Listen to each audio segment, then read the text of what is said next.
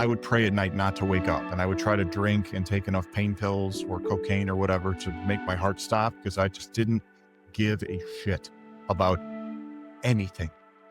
And at that point, you could have put a stack of $2 million in front of me and said, you can have this if you quit drinking. And I wasn't ready. If you're not ready for yourself, you're not ready. There's just you. It's just me, Phil. And you know what? That's good enough. First, I want to thank you for coming on. I'd like to explain to everyone listening, it's just me, what it's about.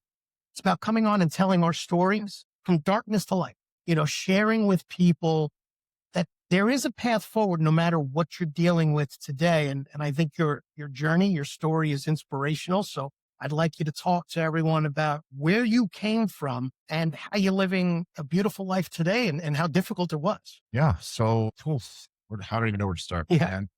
I was addicted to drugs and alcohol for probably the first half of my life. Surprisingly, I didn't get into much of it in college. It was after. I guess I should have preempted this with my parents were both functional alcoholics, and growing up, I thought, they were successful people, totally functional alcoholics. They were both in the education system. My father was a police officer and a teacher. So he would teach during the day, sleep, go to midnight to 6 a.m. shift. And I grew up thinking that it was normalized to when, as soon as you walked in the door, mom would pour a big glass of Canadian Club, dad would pour a big glass of vodka. And that was normal. I thought everybody's parents did that. And on days off, they just sipped alcohol all day, every day. And, they got to retire early, I think at 55, 58. They moved out to Naples, Florida. And my mom stayed productive. My father just kind of, I don't want to say went off the rails. He just didn't have a purpose anymore. His purpose was his two careers. His purpose was achieving success. And he just drank, probably starting at 11 or 12 every single day, which led to him getting Parkinson's and dementia. My wife and I then had to come out here and take care of him. Thank God I achieved sobriety by that point, because if I was still drinking when my parents were going through that, Right. probably wouldn't have been. Man, how far back do you want me to go? Just like the deepest, Look, darkest, the worst parts? Or? This is all about telling people our stories so they realize if they're going through it, they can still find happiness. So it's up to you, whatever you're willing to share, because this is about helping people and you made the choice. People have to understand when we're in it, whatever it is, no one's going to save us. We have to stop in order to start again, is what I always teach everyone. Whatever it is that is not productive, whatever it is that's damaging us, we got to stop it. So maybe you start from one of the darkest moments, what you've learned from it, and then talk about when you decided, hey, wait a minute, I'm done with this. Yeah. So I guess, in all actuality, I didn't have very many coping mechanisms. Like, I was raised as a single child, and most people think, oh, you're the spoiled single child. Well, at that point, my parents had each got divorced. They were a little bit older. They got hooked up and decided that they didn't want children. And I was one kid. I was like, Sure. Dad slipped one past the goalie and they had me. And I definitely was not the spoiled only child. Yes, financially, they took care of me. Lights will be on, food will be in the fridge. Other than that, go get a job. I've been employed since I've been 15 years old. Just kind of take care of yourself. I guess as I got older, through working, I was an educator for 20 years. And when you have a rampant addiction to alcohol, teaching is probably one of the greatest professions to have. I'm not trying to be funny, but when you know you only have to work 180 days a year, you can perfectly time your binges, because you've got 3-day weekends, you've got spring break, you've got Christmas break, you've got summer break. You can time it out. So yeah, I wasted, up until probably 5-6 years ago, completely on drugs and alcohol. Got into a little bit of cocaine and pain pills, never got into heroin or smoking crack or anything like that. Predominantly 99% of my issue is alcohol. I never really went looking for drugs, but the people I was hanging out with typically always had them. Sure. And if they were willing to offer, fucking give it to me. Yeah. Like, I didn't really care. Well, misery loves company. Yeah. And back then, 20s and my 30s, I thought it was a good time. I saw my parents doing it. I was hanging out with people that drank regularly. And then I guess I reached a point where I mentally and physically became addicted to it. Like, I was still doing my job during the day. I could still go to the gym, but I think the mentality shift, especially during the workday when all you can think about is having the drink when you get home, that should have been the detrimental red flag, I would think. Yeah. not care about my job or anything else. I just can't wait to take that first sip of Captain Morgan when I got home, just to, de-stress. It's good for you to let some stress off, all the bullshit the alcohol industry teaches us about using their substances. But no, I got to the point where my body physically and mentally needed it. And once I reached that, I would become physically ill if I didn't use drugs or drink alcohol. My hands would shake violently. I would puke up yellow bile. And like I said, I went through a divorce mainly because I was a terrible alcoholic. It was we shouldn't have been together anyway. But she's still a good person, but I was drinking heavily. She was drinking heavily. It was just a recipe for disaster. And again, I didn't have any brothers or sisters. I was not close with my parents. Not that that's an excuse by any means, because It's a reason, but it's not. it was a reason, but it was just like, now when I achieve sobriety, I chronically read behavioral psychology books, behavioral clinical psychology. I had to rewire my brain. I went to meetings, but we'll get to that later. But back then there was just no excuse. So I self-medicated. I was like, oh, alcohol will take the stress off. It'll take the stress off. But the worst of it was when I physically and mentally got addicted to it, because then I had to use it all day long. And I had to try to hide in plain sight all day long, using gum, using mints, cocaine during the day to wake up, alcohol to ease it off. I'm sure I didn't sleep correctly with a, REM movement for probably 20 years. Sure. Forgive me. Let me interject just this. You mentioned hiding in plain sight. I want people to understand this is a big proponent of what I discuss. And maybe you can explain it a little further. I'll try a little bit here. No matter what we're going through, whether you come from an abusive home, whether you're an alcoholic, drug addict, whatever it may be, we all tend to want to hide it from everyone. I know we hid in our family certain things because we were embarrassed of those things, yet our family couldn't stop those things. So it's almost like if we asked ourselves, why are we hiding this? Maybe that's the reason we should stop. It could probably save us a lot of pain. And I'm glad you brought that up. And I'm glad you also brought up, just because you come from a home where you're being fed and you have a roof over your head and you never have to worry about those things, doesn't mean you can't succumb to something. Mm-hmm. So please go on. If you want to go on about that or more about your own just story. hiding in plain sight, to piggyback off of what you said. Like, I knew I was abusing the substance. I was lying to myself that I could quit whenever I wanted. I'll quit next week. I'll quit tomorrow. I'll quit, I'll quit in the new year. I'll quit during Thanksgiving. Just today's the last day. Horseshit over and over for years and years and years. But I knew the level to which I was using alcohol was terrifying because, and again, I don't even know the quantity of it. I wasn't drinking a bottle of Captain Morgan every day. I was drinking the gallon, like the handle. I don't know if that's 40 shots, 80 shots. I don't know what's in that.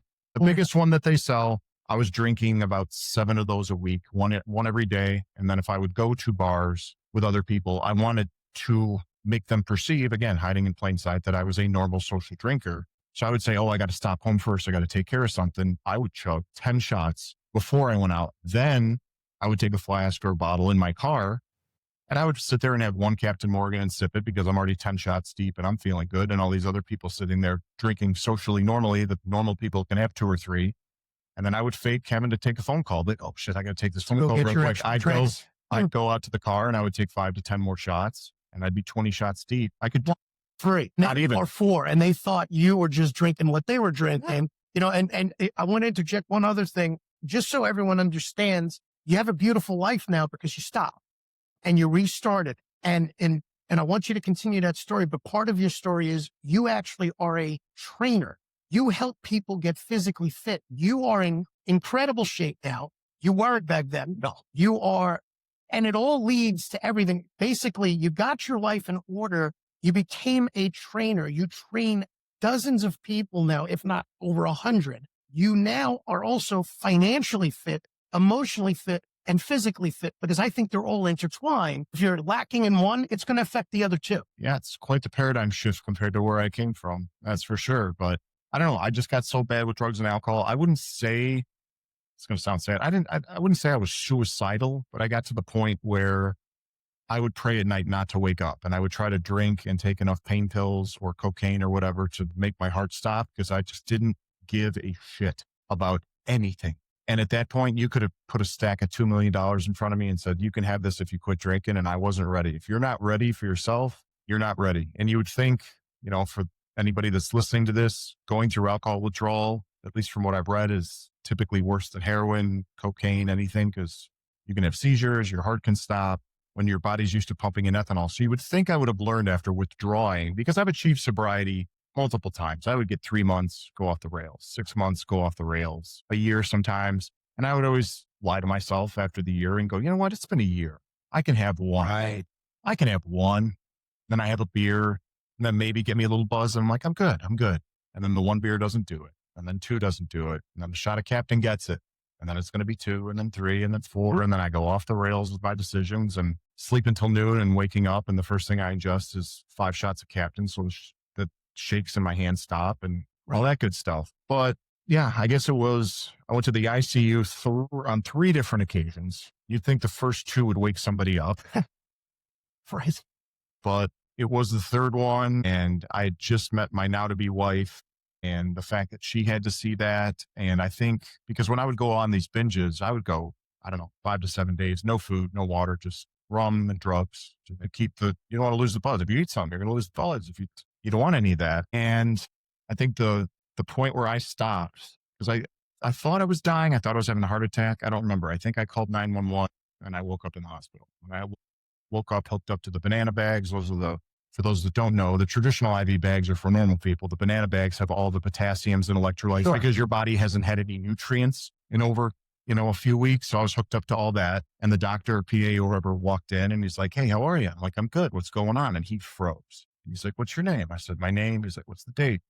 Who's the president? Told him the president. He's looking at the chart. Because you were functioning. And he goes, the fact that you can have a coherent conversation with me and I can't tell anything wrong, you've got enough in your system to kill a small horse. And I'd be ready to send you home. He goes, you're not going to see 50 because your organs cannot see 50. You have fatty liver, you have pancreatitis. Everything was shutting down. My eyes were yellow. And that was the one where I just said, I'm going to stop. And for whatever reason, I thought I'll make it another year. I'll make it another 6 months and then I'll make the same mistakes. And I just went out of my way to go to smart recovery meetings. And I just bought a truck ton of psychology books. And I don't know why. I just wanted to know why my brain was doing what it was doing and why it needed this. And you basically learn that addiction is never, ever, ever going to go away, but it can change directions. So if I could steer the direction into something meaningful, Correct. and yes, it might not be as quote unquote fun, but I've taught myself to play guitar. I've probably got the educational equivalent of a PhD in clinical and behavioral psychology, as well as exercise science. I just didn't feel like paying another 70 grand for more pieces. You took that energy, started reading. Just read every day. Found things that brought you joy, guitar, bringing happiness into your life, redirecting that energy towards physical fitness instead of physical destruction. Yeah. So, I mean, now the fact that I'm I would say I'm wholeheartedly addicted to the way I treat my body now, as far as I'll never miss a workout. The way I eat is diligent. Like if these are my problems now, if this needs to be my addiction, going to someone's house and them going, oh, you're not even going to try the dessert. If that's my problem now versus having to wake up in a bathtub full of yellow bile, I'll happily take people's snarky comments pretending, oh, this is the guy that has the burgers at the barbecue without the bun. Yeah. Yeah. Yeah. Yeah. And you should have met the guy 7 years ago. You'd ask the guy who eats the burgers without the bun to throw that guy out. No. So be happy with who you've got now. And I want you to speak on this. When companies hire me, they hire me to work with their team to help them get along better. As an ex-comedian, I kind of pull the thread of finding a connection with people and helping them find a connection with each other, but also to take those individuals and to help them manage personal life, financial, physical, emotional, deal with your issues, redirect that energy towards positive rather than negative. Whatever it is that you're dealing, whether it's abuse or whether it's alcoholism, don't hide in plain sight. I'm not saying you got to tell the world, but you need to sit with yourself. You need to talk to yourself about it. What are you dealing with here? Can you stop it? Isn't it better if you find a different direction? And then surprisingly, it's not even surprising anymore. What I constantly see is once individuals deal with the emotional stuff, which I think is one of the most important parts, whatever it is that is bringing you down like an anchor, financially, physically, they start skyrocketing too. Then they come to work. It's no longer bring your stuff to work day. It's no longer bring your stuff anywhere because they're managing it better. They're facing it and they're living a happier life because they're doing things like you did for playing guitar. People come to me to go, Phil, I stopped doing the things I love. And instead of having that joy, it was turning into those times where I was going negative. No, you deal with whatever it is that's stressing you out. And then you start building a better life. And then all of a sudden you're at work and you're getting along with some of the people you weren't getting along with because they're doing the same. And your quality of work gets better. The quality of everything gets better when you aren't in a constant haze of drugs and alcohol. Yeah. Or anger from whatever you're dealing with. Yeah. And I believe there's a silver lining to everything. And I gotta mention, we just discussed this the other day. The one shining light that came into your life during those difficult times, you didn't even know you brought her home. Okay. And she is in your home and she is absolutely the best. I'd like you to talk about Brandy. Yeah. So Brandy is my boxer pit bull mix. And I had gotten divorced. I got in a condo by myself and I figured I'd want some companionship. So I started drinking that day. I don't know, maybe 8 or 9 a.m., absolutely torn up by noon. And I had a coworker at the time who worked for a pit bull, rescue.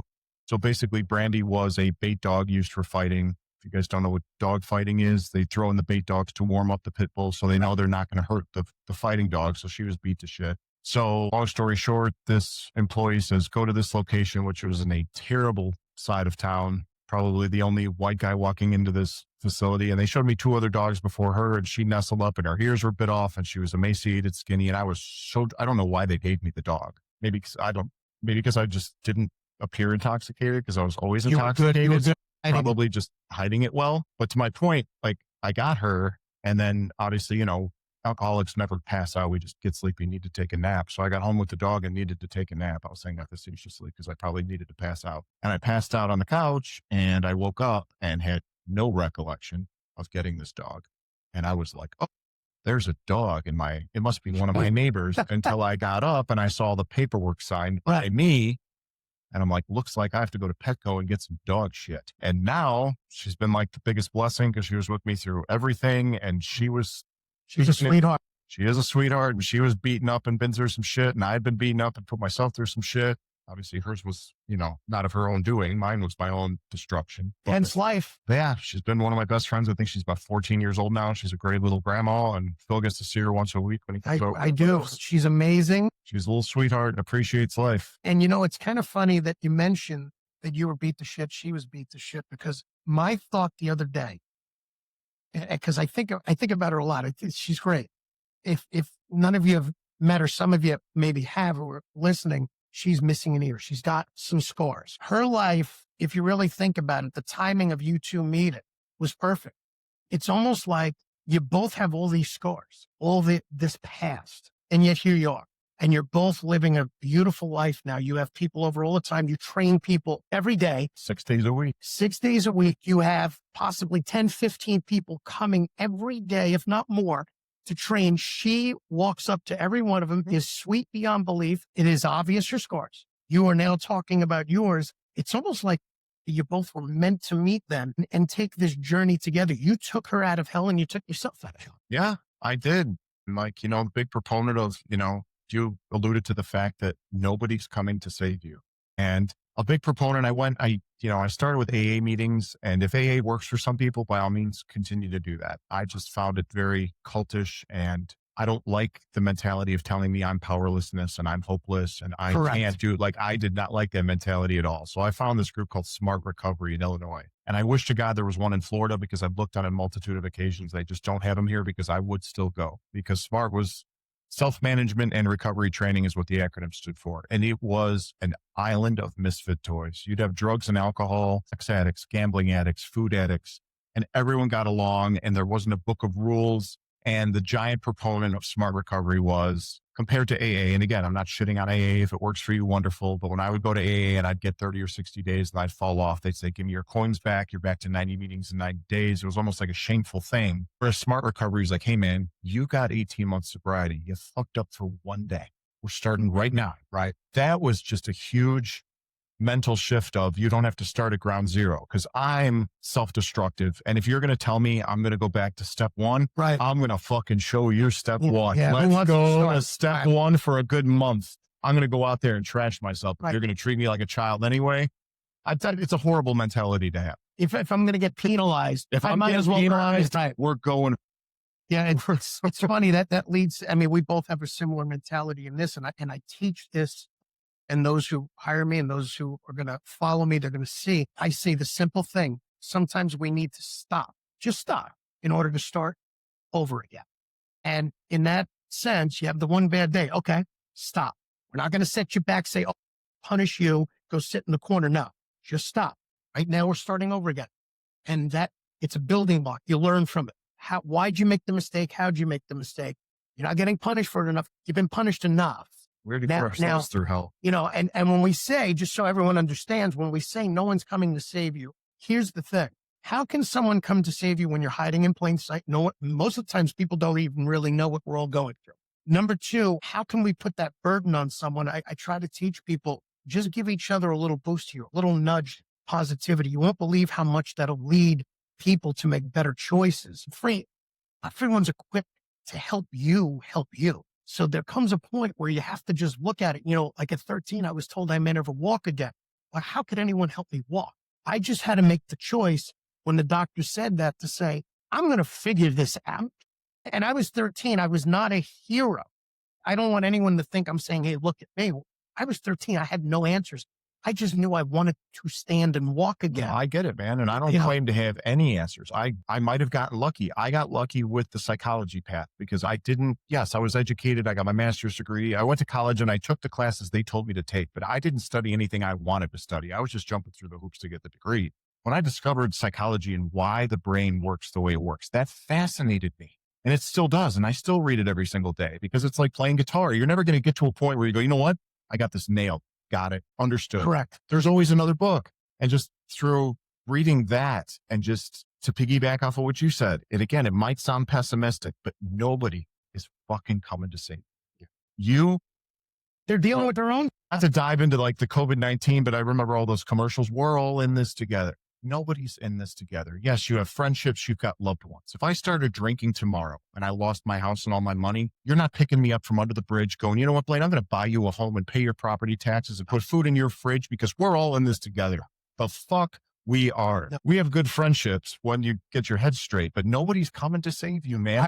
Yeah, but I would bring you to that meeting and say, this is what I can get your do head out of your ass, man. You're not staying in I'm here for you. You're not staying in my house. Right. You can't stay in my house with my 11-year-old and my wife, and we've discussed this.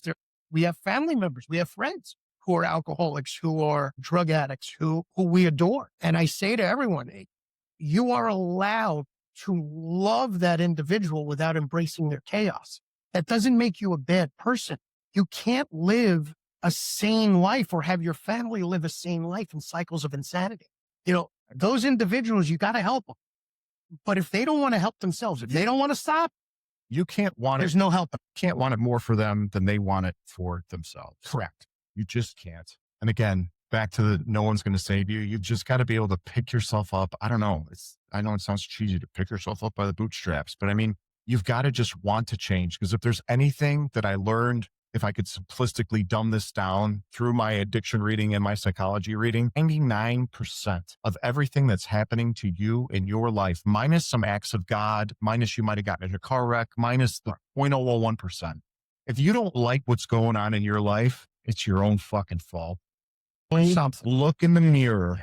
Start doing some different shit because, my mommy and daddy didn't, they weren't available. I don't remember playing catch with dad.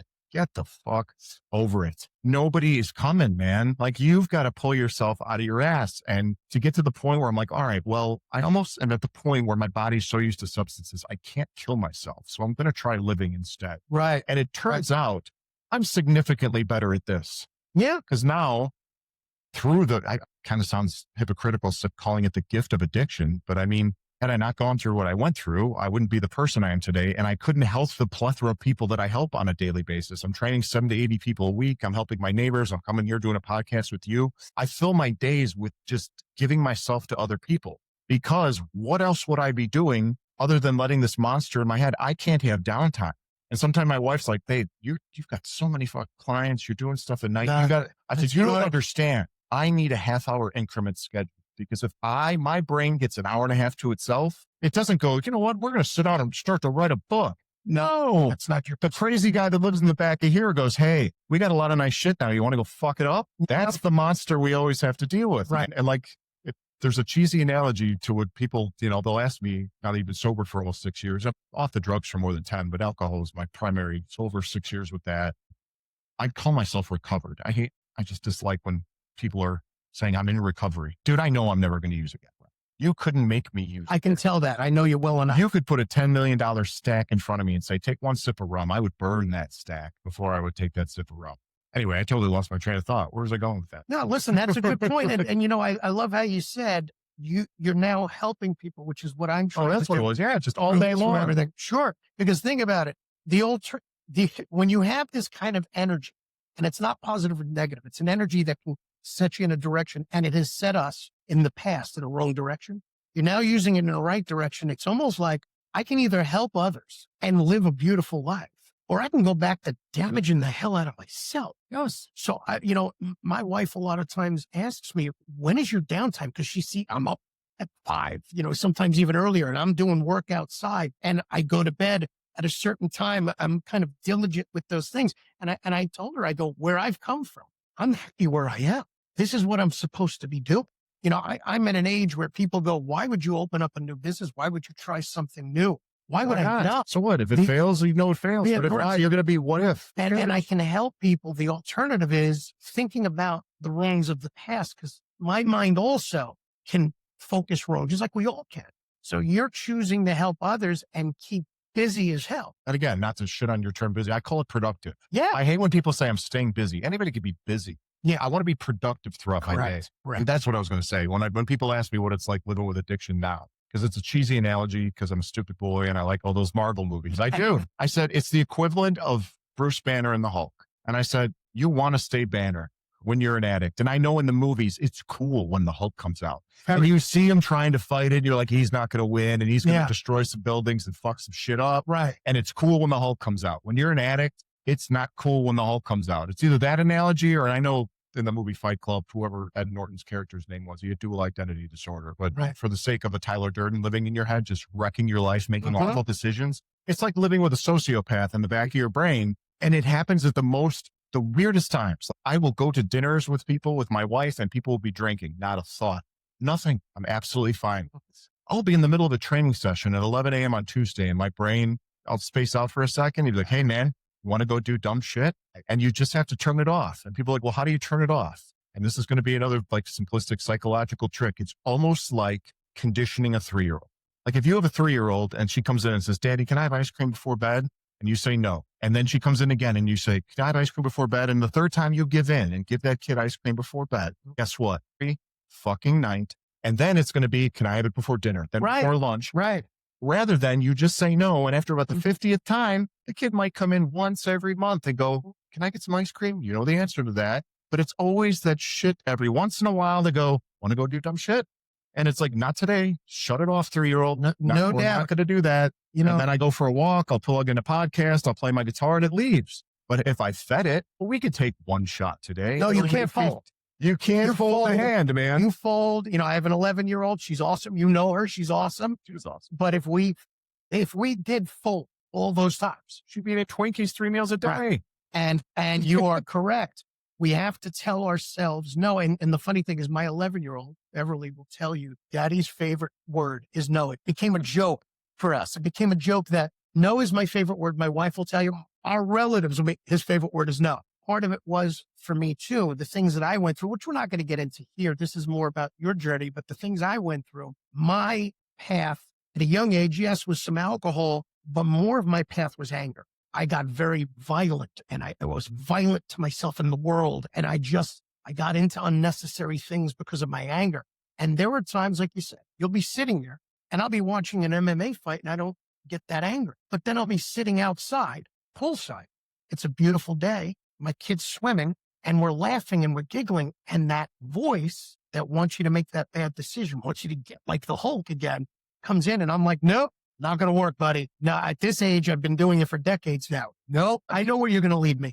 Yeah. And no, I mean, anger is a huge proponent of it. And it's not just the addiction. It's also the culmination of the anger. And the anger stems from how much shit I fucked up. Yeah. But if I didn't fuck all that up, would I be here doing the things I'm doing? I don't know. So you got to fight, relentlessly go, dude, the past is in the past. Like you can't change it. But then you have dreams of stuff and, it pops in there. But yeah, you get that overwhelming fear of anger, but then nobody owns a time machine, man. No, We don't have one. no, you can't. And that's the key. This is about, not only facing it, but also, and I want to make sure you understand this, it's about forgiving it, whatever it is, forgiving those. Some may caused it to you. Maybe you caused it to yourself, forgiving yourself and realizing there is no time machine. You're not going back. You're not stopping it. It's not changing. You got to accept it and you got to move on. And yes, now the voice doesn't move on. The voice comes here and there. No matter what it is that you faced, it comes. And you have to be prepared to constantly tell that voice, no, I'm done. You want to keep doing it, you go right ahead, but I'm done and I'm moving forward. And I personally, as an ex-comedian, I'm still a comedic writer. I like making fun of stuff. I make fun of the fact that at this age, I still have a limp from all my surgeries. I make fun of, you've heard me with all the surgeries I still have to get from my accident. Yeah, I have a dark sense of humor, sir. Yeah, very dark, very dark. That probably stems from all the freaking trauma I put myself through because I don't like slapstick humor. I said you should. You're like, Jesus, you okay? But we have to be able to laugh at look, we have to laugh at the darkness. My wife's cousin had cancer and it happened to be testicular. Do you think after his surgery, I was asking him how he was doing? No, I was trying to make him laugh so it would hurt. And he's texting me back, you have to stop. I'm like, well, then stop answering my texts. I would have asked if he was going to take Lance Armstrong's spot in the Tour de France. I did. And that's how, if you deal with pain, deal with it your own way. But I think we have to make fun of it. Even as a young kid, I had a lisp, a speech impediment. I made fun of it. My cousins who wanted to protect me nicknamed me lisp. We took the power away from all those who were making fun of my speech. It worked. And I learned from a young age, if we can start making fun of it, whatever it is, we're taking its power away and we can leave it behind even easier. Yeah. I mean, the little, the appropriate joke I say to most people, because you go to people's houses and people like, oh, you're not drinking. Do you not? People like, they're hesitant to ask, which I'm not embarrassed by it. I can understand why some people are. I'm open. I talk about it. Sure. But the joke I always tell people is I said, I went pro and retired early. I said, and you don't want to meet the guy that has drinks in here. Like, cause you hear how sarcastic I am. Imagine me not giving a shit. No. Then it just, it goes off the rails. Yeah. Like I'd probably still laugh. No, many people wouldn't. I know where I go, man. It's not I don't have 2 or 3 in somebody's backyard and play a guitar, man. You'd be like, we'd have 5 or 6. You'd be like, hey man, you want to catch a flight to Miami? Yeah, let's go. And I'd take, yes, we're going to come back after 3 weeks. That's gone. We're not answering our phone. Gone. Turn it off. No one's going to know where we were. Yeah. And we'll just show up like nothing. Yeah. We're going to wake up with like an RV mess lab, like Walter White in Breaking Bad. I'd be like, yeah, man, here's how we're going to sustain our income now. You'd be like, yeah, off the rails. We're good. We're going to hide it. Yeah. We're going to still keep our jobs. Yes. And we're going to, and I'm glad you shared that today. And just so you all know, we brought up a joke, me and my friends from the past, of dealing with certain things. I have a lot of friends who dealt with a lot of issues, including dealing with cancer, which my wife has just beaten. And we called it a solemn 5, where we used to take 5 minutes to be sad for each other. And then we would make fun of it. One of my next guests is a buddy who all of a sudden got diagnosed with stage 4 cancer. I think I told you a little bit about him. And we had about a 3-hour-long conversation. We were both devastated for the first hour. He happens to be a stand-up comedian. He's a headliner. The next 2 hours, we made cancer jokes. But they were for him to go on stage. And he went on a 3, 4, 5-month run where people were dying laughing about cancer. So here's a guy who gets diagnosed with stage 4 cancer at a young age. And he's going out trying to make other people laugh, not only just laugh in general, but laugh at it. Take its power away. And it drove him forward. So I always joke that we take a solemn 5 on this for 5 seconds. So we're going to do that. We're going to give you a solemn 5 for what you went through. But then if you want to joke about it, you go ahead and joke about it. If you don't, you don't have to. So my dark humor already popped in like 2 or 3 cancer jokes, but I don't know your buddy. If you well, punch me in the face. You know what? He would die laughing. We'll come together and we'll do it together, just like we do. But we're going to take a solemn 5 on 3, 2, 1. Okay, we're done feeling bad about it. Now, if you want to say anything else, and also, as you're joking about it, talk about what you're doing with people, how you're trying to help them and how you're trying to get them fit. Yeah, Make fun of it if you want. I think my favorite alcohol joke is something to the lines of like, I used to drink so much that when it came time for alcohol to do its taxes, it listed me as a dependent. Like that's I think There my you first go. And that's a clean one. We're not going to get inundated online Oh, or I was going to say the first thing is, I think I just made this up in my head. If I'm stealing it, I'm stealing it. take it. For the cancer joke, I was going to say your buddy's cancer diagnosis is like movie sequels. The further it goes in, the worse they get. Well, By the time you get to 3 and 4, nobody wants to see that shit. correct. That's a good fucking. You know, joke. we joke. When he called me the first time, and he said, they found cancerous lesions on my spine. I said, we're going to ride those lesions right to Rodeo Drive. We're going to make fun of that. And he just bursted out laughing. And that's how we started making fun of cancer. And my wife fighting cancer during the time, we took 5 minutes. We were sad beyond belief. And I looked at her and I said, okay, can we joke about it now? And even my wife and I, we made fun of it. And we were able to laugh through a really scary time. I had a lot of loss in my life. And I looked at her. Listen, I'm not afraid to say it. I hadn't cried in years because I had cried so much as a young man. I said, I'm not going to cry anymore. I cried there because she's my best friend. We were best friends before we got together. And I said to her, there is no way I'm losing. There is no way I am losing you. No way. I don't care what it costs. This world cannot lose someone as wonderful as you. It's not happening. And then 5 seconds later, we looked at each other and I said, it's time to make fun of it, isn't it? And she said, yes, it is.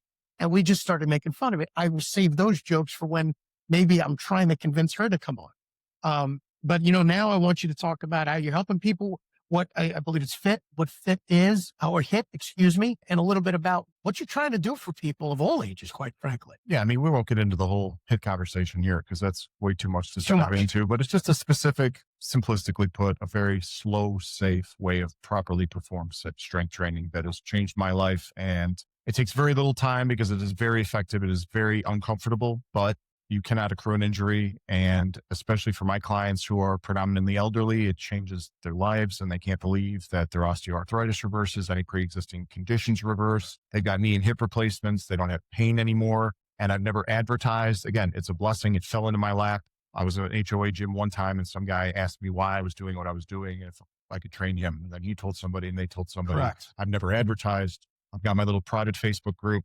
I've never gone online. Where is that? Anyway, it's under your name, right? It's just Blain's HIT. So if you type in BLAIN''S and then HIT, but again, we're not going to get into that because most people probably think HIT is high intensity interval training, which this is not. No, it's again, not. that's a different discussion. Well, I can say this. I mean, you can put the links to these guys if We're you're gonna- join we're my gonna- page. It's a great resource. There's no advertising. It's not full of supplements. Just No. me and my clients talking. I do like little talks on here. Mhm. People send me questions. I'll give them little rebuttals, but Mhm. I love it. I help everybody on a one-on-one environment, which I prefer. I'm just kind of solitude I keep to myself. So for me to have a blessing of seeing 14 to 15 successful, educated people and helping them one-on-one for 30 minutes throughout the day, and then I'll go help neighbors. I'll do some with Lauren. We're working on our house remodel. I got to be productive all day long until there's an hour left. We'll wash them when I go to bed. Like I can't have downtime. But you're helping people. And I can say this, and I want people to understand this. I was blessed to be trained by some of the top trainers in the world because I was blessed to play decently high level sports.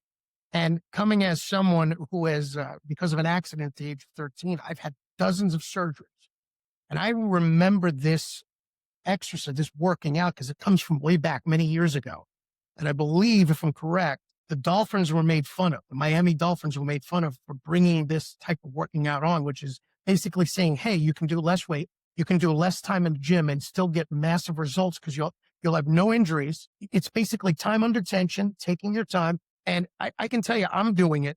I've been doing it for months now. I still need about 5 or 6 surgeries from the accident. It has lasted with me for decades. Also because I hid my injuries for years to play high level sports because they would have cut me. I damaged myself. And I can tell you it's working great for me. It just makes sense whether you're an athlete, whether who has old injuries, whether you are someone in corporate America, like I've been my whole life. I've owned businesses and I am so busy for the last 3-4 decades. I didn't have time to be in the gym for 4 hours, for 3 hours. And I found out I didn't need to. And quite frankly, by going slow, by going steady, by worrying about time under tension, as a guy who's been damaged, injured severely, it stopped me, and it's currently stopping me from causing more damage. It's actually helping fix the damage. Yes. Like I tell everyone, properly performed exercise enhances your physique. It makes you better. If you can't do something the next day after a workout, you did not work out. You got hurt. Correct. You should wake up better the next day. Yes, systemically fatigued, a little sore, but once the muscles recover, you will be bigger, stronger. There are no downsides. I don't think that there's a better way, but that's a whole different discussion for another day. And We could, I could do an hour for that with you. and it's all in, again, I'm teaching the three pillars of fitness that I think are most important: emotional, mental, physical, financial, and how they are intertwined. When you wake up in the morning and your joints are hurting, not that your muscles are fatigued, your joints are hurting, guess what? That sets the mood for the day. And having a bad mood, the emotional, mental part, not dealing with it, but also hurting yourself in the gym, hurting yourself financially. You wake up in the morning and the mood is already set in a bad direction. Now you got to figure out a way to redirect yourself. But if you hurt yourself in the gym and your joints are killing you, it's probably going to last the whole day, and you're going to have to deal with that also, along with everything else. And as someone who has dealt with massive injury my whole life because of that accident that started at that young age, I can tell you it's not easy. When I wake up every morning because of that, I always have pain, but I've learned how to go, okay, pain, good morning. You're not setting my mood, but it's true. If you have one last thought in your mind to kind of put it all together about where you've come from and why you're helping people physically. And if you believe that it is intertwined, everything's intertwined, just let us have it, whatever you're thinking. It is intertwined, and it might sound, overtly selfish, but the better you take care of yourself physically, mentally, nutritionally, and financially, the better you can be there for everyone else in your life. Because if you're slacking at any point, if you're waking up with pain, if your mind isn't in order, if your finances aren't in order, that's going to be harping in the background versus waking up with a fresh start. And then you can help other people. And that in turn gives you gratitude to help other people. And then they're willing to help you. It boomerangs. Yes. And it passes forward, or as they say, pay it forward. Mm-hmm. If you're in a happy mood, as I teach in some of my videos, it not only boomerangs back and forth to you, but it also pays forward, and you expand your circle, and your circle becomes strong because the individuals are strong. Yeah. Yeah. This has been great. I thank you very much, my friend. I love your story. I'll come back for a high intensity training seminar. We will. Let me go for an hour. We absolutely will. And I will be his victim. You will see. And that's another thing. Even if you're training people, you should have someone who can train you as knowledge. The man has knowledge. The man is very good at what he does. I got trained, again, by some amazing trainers. Why in the world would I not train with someone like him? It makes no sense not to. But this, again, I want to get back to, look, no matter where you've been, no matter what you're going through, there's a path forward. There's a better way where you can build a beautiful life and you can keep your faith. And life is better on the other side of sobriety, because if we're ending with one thing, I can promise you this: I have not woken up once on any day going, man, I wish I was hungover and I wish I got fucked up last night. Nope. I roll out of bed. I feel amazing. I have some caffeine and I'm on with my day, and I don't yawn. I don't know. Not lethargic. I help people all day, and I go to bed exhausted, and I wake up and do it again. And living a beautiful life. You see the life you're living. You got a beautiful life, and it's well-rounded. And I don't know what you were going through then financially. I know what you're going through physically and mentally. And I can say physically, mentally, and financially, you're living an incredible life. God bless you. Yeah. I did a 180. It can be done. Yes, it can. You just got to do it for yourself. And it all starts with you. Yes, sir. Peace. Good stuff, man. Again. Awesome. Nice, man.